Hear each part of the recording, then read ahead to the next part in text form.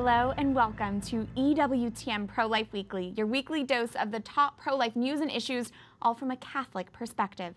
I'm Catherine Szeltner in our Washington, D.C. studio. Here's what to expect in this show. New research links hormonal birth control with breast cancer.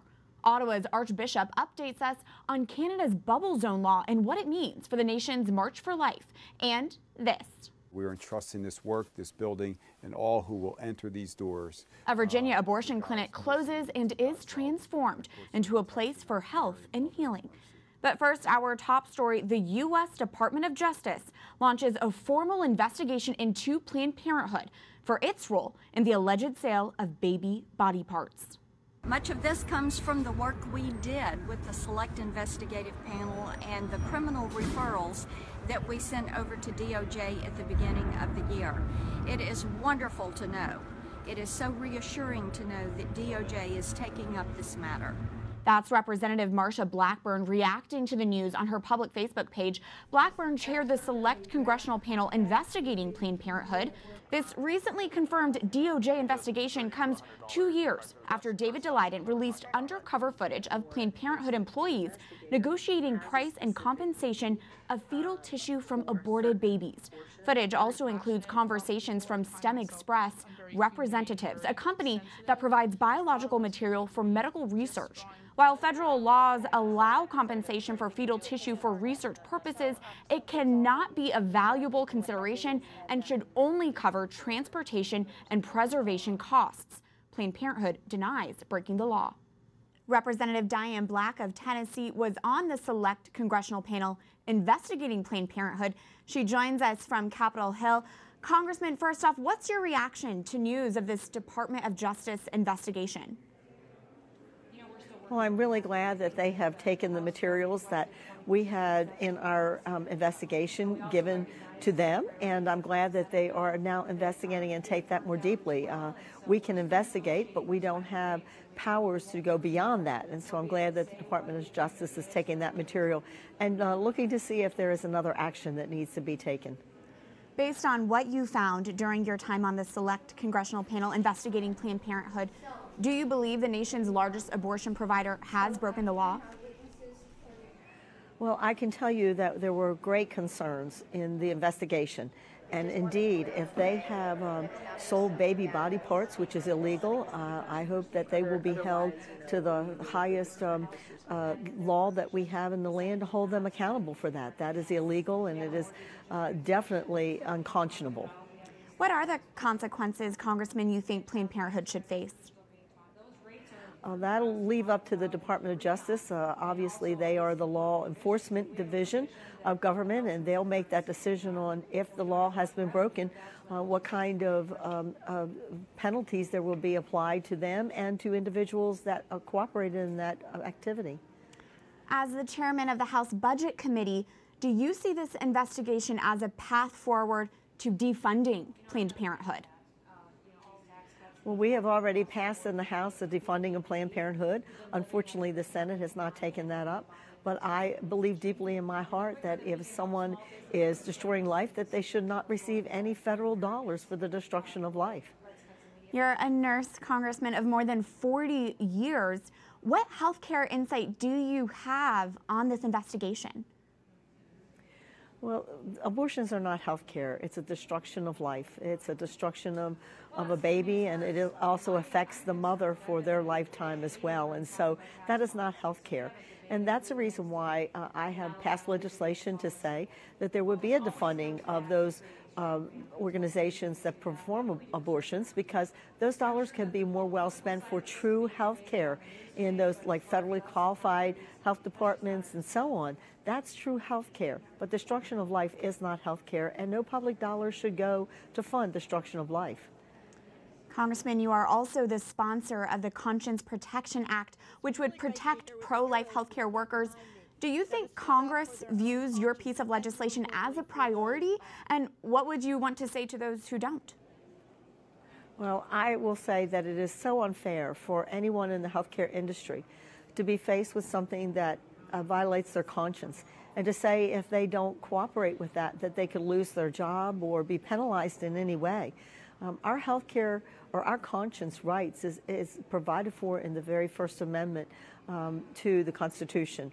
And we should be honoring that. If someone has a deeply held belief against participating in such an activity of destruction of life, they should not be losing their job or be penalized in any way at all. So I believe that we should acknowledge this, and this is a piece of legislation that needs to move forward in both the House and the Senate and to be signed into law to give protection to our healthcare workers. It's something we will continue to monitor closely. Representative Diane Black of Tennessee, thank you for your insight. Thank you. Thank you for having me today. For a reaction and further analysis, we turn to our trusted pro-life expert. Mallory Quigley is Communications Director for the Susan B. Anthony List. Mallory, thanks again for being back with us. It's great to be with you as always. Put this DOJ investigation into perspective for us. How hopeful should we as pro-lifers get about this investigation? Can we actually see an end to Planned Parenthood?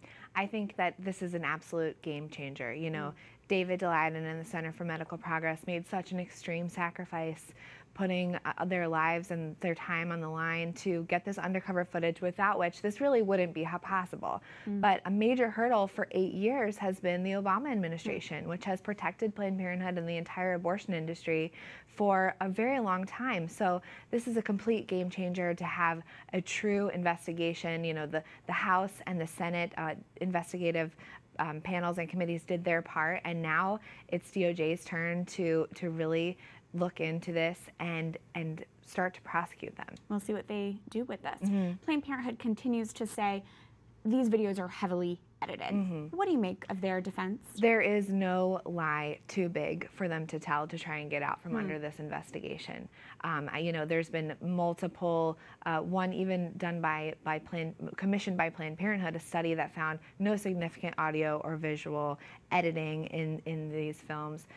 David has attempted to release all of the footage. He's in some places been prevented from doing so by the court. But you know, Cecile Richards, I think this is really telling. The very first video that came out with Deb Nucatola, the one who was, you know, drinking wine and talking very graphically, very casually, yes. Cecile Richards came out and herself and did a video apologizing for that. That is such a huge admission of guilt. And then we've got this news in the last week that their partners, fetal procurement company partners, DV Biosciences and Da Vinci Biosciences, they've actually admitted to breaking federal and California law and have settled now with the state.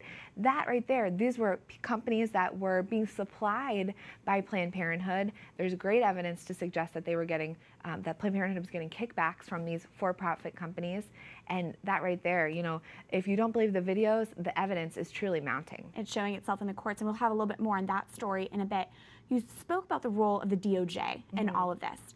Jeff Sessions heads the Department of Justice. What do we know about him and his pro-life stance? Sure. Well, before he was Attorney General, he was Senator Sessions, and he has a 100% pro-life record. Wow.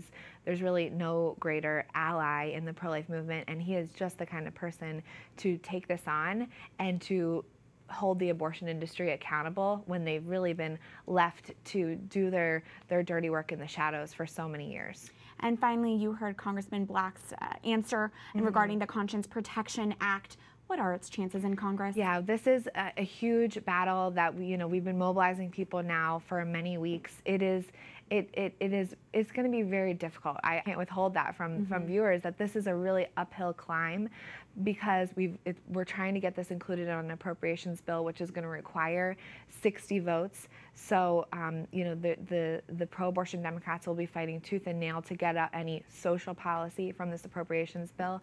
But we have strong pro-life allies in the House and Senate, and in the White House, and all those pieces are going to play a role in these appropriations negotiations. So I just urge people to stay involved and to keep fighting and praying. And to take action. Mallory Quigley with the Susan B. Anthony List. Thank you. My pleasure.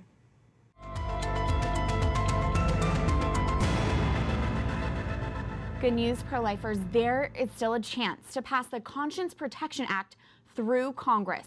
Because Congress passed a spending bill to avoid a government shutdown and to keep the government running through December 22nd, we now have an extended period of time to include the Conscience Protection Act in the must-pass appropriations bill. As a reminder, current U.S. federal law does not sufficiently protect the conscience rights of healthcare professionals and others. Health professionals, against their religious beliefs, can be forced to participate in abortions. It's happened before, and it can happen again. The Conscience Protection Act would stop that, which is why you need to get involved and help get this pro-life legislation passed. Here is how you can take action. Go to your smartphone or computer right now. Type in this website, prolifeweekly.com. That is prolifeweekly.com. It's on the screen right now. At this website, you will see 3 boxes. One, to type in your first name, a second to type in your last name, and finally a third box to type in your email address. Once you fill out that simple information, you will click Add My Name. This sends a message to Senate Majority Leader Mitch McConnell to include the Conscience Protection Act and the upcoming appropriations bill. If it passes, it would bar the federal government and any state and local governments that receive federal funding from taking action against healthcare professionals who conscientiously object to performing, paying, or participating in any procedure they find morally objectionable. Go to prolifeweekly.com. That's prolifeweekly.com. Type in your information and click Add My Name. This is a priority for the U.S. bishops, for pro-life leaders, and we are asking for you to make this a priority. Take a minute of your time and follow this week's call to action. Tell Senate Majority Leader Mitch McConnell to include the Conscience Protection Act and the upcoming appropriations bill. Go to prolifeweekly.com. Turning now to more pro-life news, 2 Southern California bioscience companies have reached a nearly $8 million settlement with the Orange County District Attorney's Office regarding their illegal sale of aborted baby body parts. The Los Angeles Times reports that DV Biologics and sister company Da Vinci Biosciences agreed to the settlement after being implicated in the undercover Planned Parenthood videos. The companies must cease all operations in California within 60 to 120 days. They are also required to admit liability for violations of state and federal laws, which prohibit the sale or purchase of fetal tissue for research purposes. Also in California, the Little Sisters of the Poor went back to court this week to defend themselves from the HHS contraceptive mandate. While their 4-year legal ordeal was close to an end, California's Attorney General sued to take away the sisters' religious exemption from the rule. The religious sisters are hoping they can continue their vital ministry of caring for their elderly poor without violating their faith.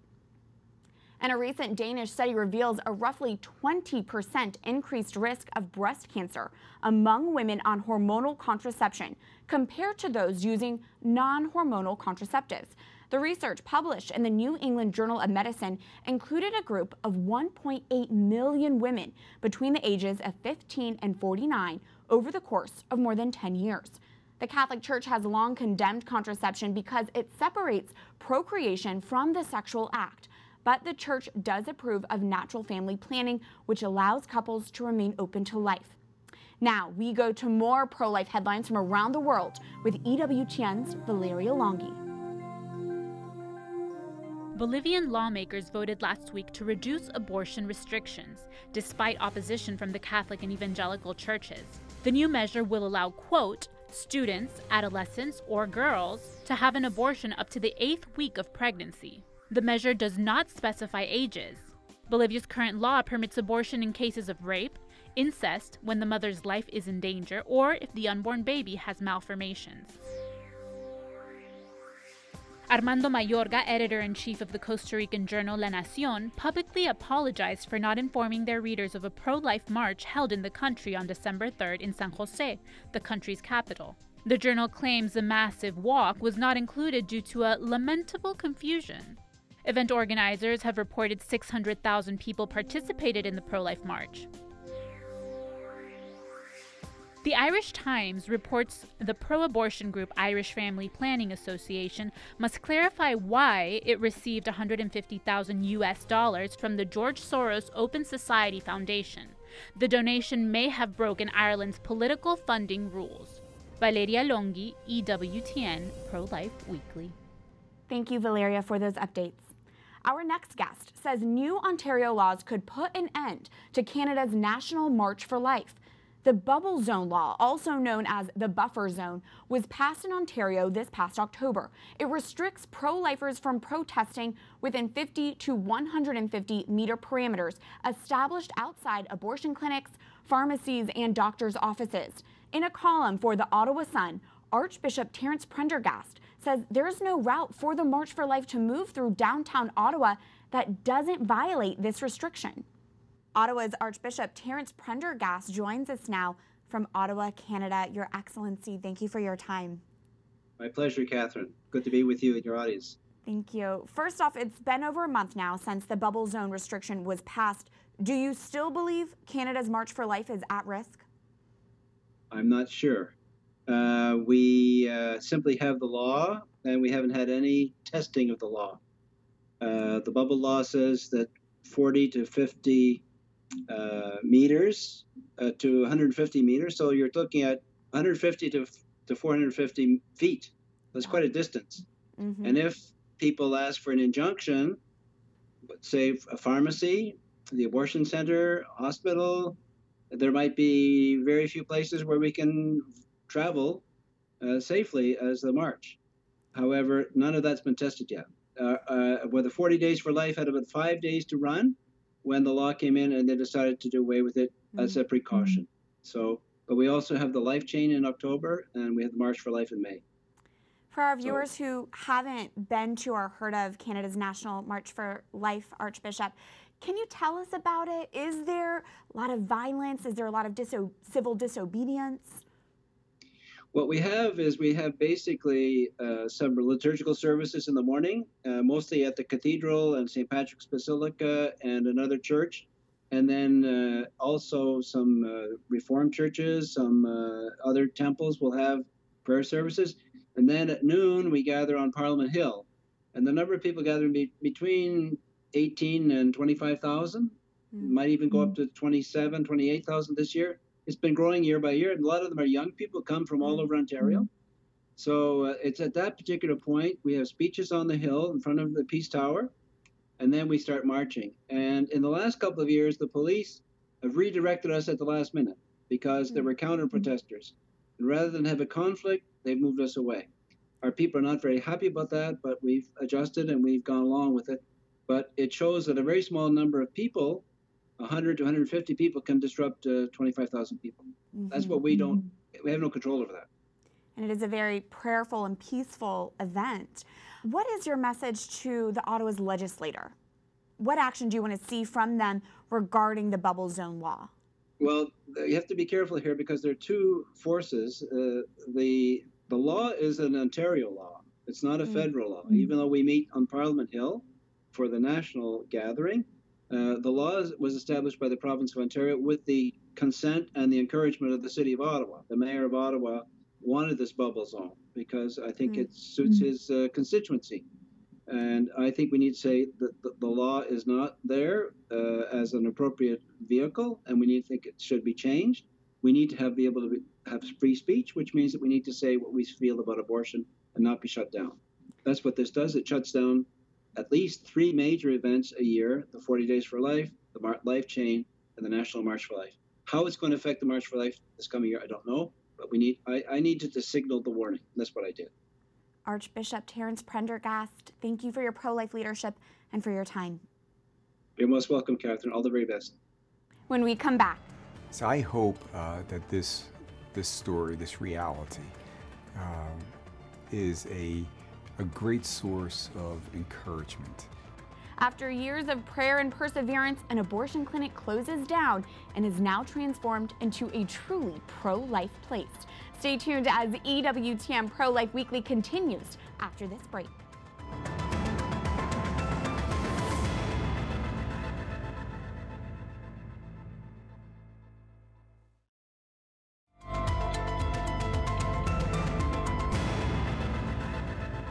Am I not here, I who am your mother? Is there anything else you need? That's part of Our Lady of Guadalupe's message to St. Juan Diego in 1531. We celebrate Our Lady of Guadalupe's feast day this week. She is the patroness of the Americas and of the unborn. You will notice the black girdle about her waist. That signifies Our Lady is pregnant. Welcome back to EWTN Pro-Life Weekly. I'm Catherine Szeltner. Right now, we are going to address a lie about natural family planning being perpetuated by Planned Parenthood's own president. Take a listen to what Cecile Richards recently said about the Trump administration's promotion of fertility awareness. Yes, which I think most of us are aware of our fertility, but to really redirect it away from artificial family planning to natural family planning.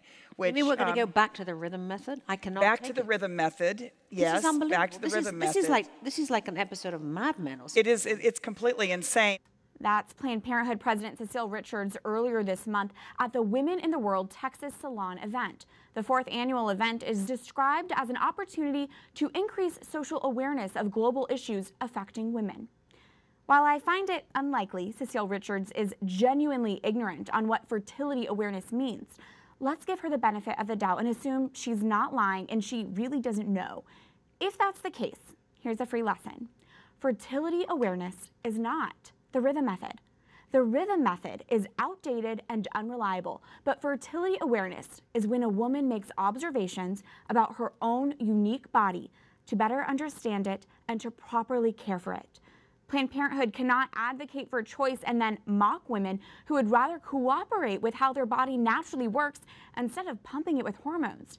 And now, more than ever, women should be turning to natural family planning methods. New research reveals a roughly 20% increased risk of breast cancer among women on hormonal contraception compared to those who are not. It should be so clear. Fertility awareness does not suppress women. It is empowering for women. And it is a shame that an event marketed as pro-woman would mock anyone for seeing that truth.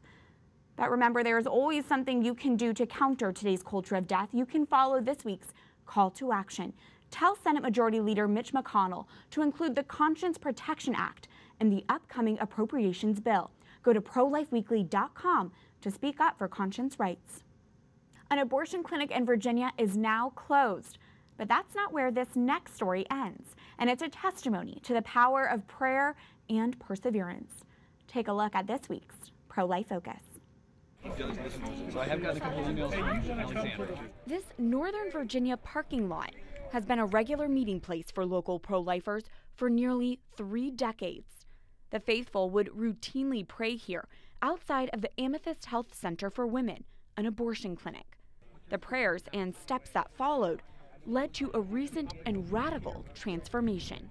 People were here at least a quarter of a century praying, meeting with people and stuff, and then it was a tremendous intervention. This is probably one of the best examples of the encounter that Pope Francis talks about, where one of those people doing it had an encounter with the lady that owned this abortion clinic, talked to her, and then helped her bilaterally to make a decision saying, no, I don't need to be in this work anymore. And so then a group of people got together, bought her out. And my understanding is she's still kind of discerning getting into the church herself.